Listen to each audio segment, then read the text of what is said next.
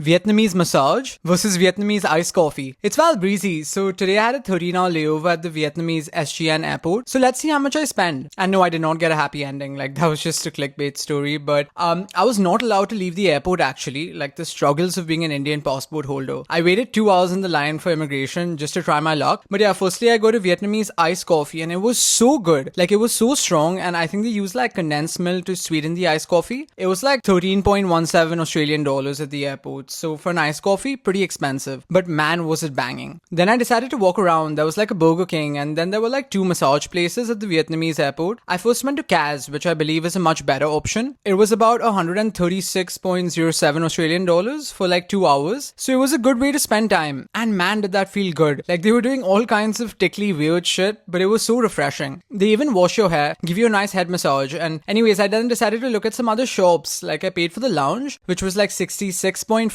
Australian dollars, which was like for only 4 hours. They had food, but it was giving that like eggy pork smell, so I did not eat that. I just got like some bread and cheese and made a sandwich. I worked for a few hours and then I tasted some different Vietnamese soft drinks. Like they had this lemon 7-Up and a 7-Up Pepsi as well. Like it seems very lemon focused, but yeah, I don't really like lemon, but yeah, the drinks were pretty banging if you do. And yeah, then I decided to try the other spa. It's called like Son Viet Spa, which was far more expensive. I went there for like 45 minutes and that was like $106. But yeah, it was pretty okay, like pretty standard. I'd recommend the other place. Anyways, I just bought this hat, like it was a Vietnamese souvenir, and a beer, which was like 12 Australian dollars. And yeah, then I boarded my flight. The moment I got into the bus, it felt like Australia with like the accents and people talking about Sydney. And surprisingly, it felt very homely. So yeah, I totally spent about $334, like Australian dollars, so 237 US dollars. So not too bad. Like it was a pretty fun experience. But thank you. Good night.